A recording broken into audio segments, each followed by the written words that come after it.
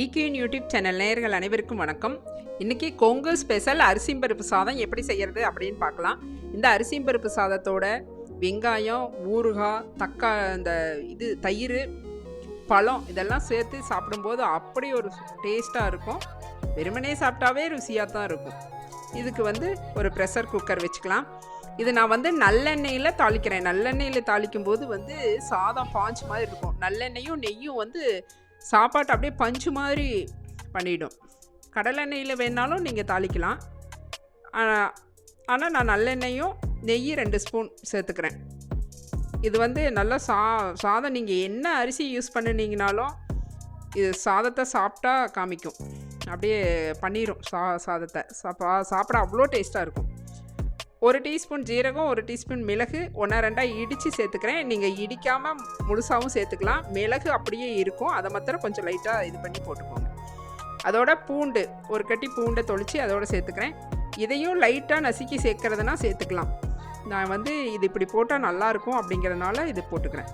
சின்ன வெங்காயம், பச்சை மிளகாய் காரத்துக்கு நான் சேர்த்துக்கிறேன். இந்த பச்சை மிளகாயோட எசன்ஸ் அரிசிம்பருப்பு சாதத்துக்கு நல்ல டேஸ்ட் கொடுக்கும். நீங்கள் பச்சை மிளகாய் பிடிக்காது அப்படின்னா நீங்கள் வரமிளகாய் சேர்த்துக்கோங்க. நான் இந்த எசன்ஸ் நல்லா இருக்குங்கிறதுனால இதை சேர்த்துக்கிறேன். இதோட கருவேப்பிலை இதெல்லாம் சேர்த்து நல்லா வதக்கி கொடுத்துடலாம். இந்த அளவுக்கு நல்லா வதக்கிக்கலாம். நீங்கள் எந்த எண்ணெய் வேணால் எதில் நீங்கள் தாளிச்சிங்கனாலும் டேஸ்ட் கொடுக்கும். இதில் சூப்பராக இருக்கணுங்கிறதுக்காக இந்த மாதிரி 2 சின்ன தக்காளியை கட் பண்ணி சேர்த்துக்கிறேன். இது எல்லாம் நல்லா வதங்கி வரட்டும். இது தக்காளி அதிகம் தேவைப்படாது. ஒரு சின்னதாக 2 தக்காளி போதுமானது அரிசிம்பருப்பு சாதத்துக்கு. கொஞ்சம் 1 டீஸ்பூன் மஞ்சள் பொடி சேர்த்துக்கலாம். அவ்வளோதான். இதில் எதுவும் கலக்கிறதே வேண்டாம். அவ்வளோதான். நம்ம மற்றபடியாக வேறு எந்த மசாலா ஐட்டமும் தேவையில்லை.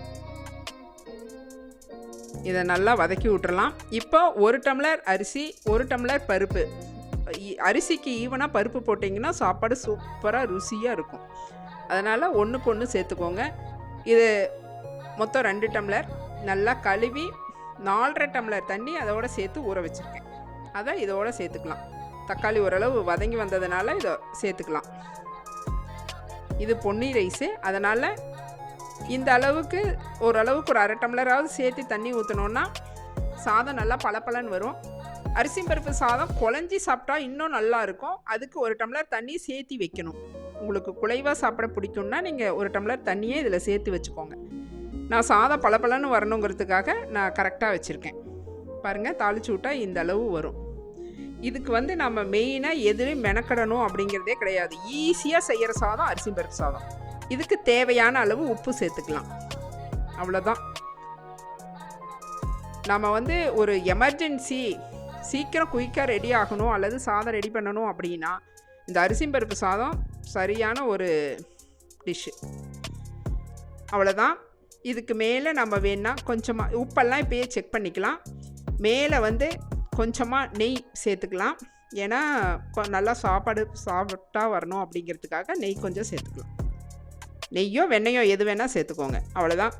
குக்கர் மூடி போட்டு 1 விசில் விட்டு சிம் பண்ணி 2 விசில் விட்டு ப்ரெஷர் இறங்கணுன்னே எடுத்திங்கன்னா அரிசிம்பருப்பு சாதம் ரெடி ஆயிடுச்சு.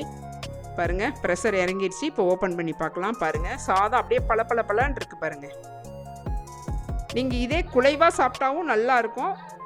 அப்படி உங்களுக்கு அரிசிம்பருப்பு சாதம் குழைவாக வேணும் அப்படின்னு நினச்சிங்கன்னா நீங்கள் 1 டம்ளர் தண்ணியை சேர்த்து வச்சுக்கோங்க. அவ்வளோதான். சாதம் குழஞ்சிடும், சூப்பராக இருக்கும்.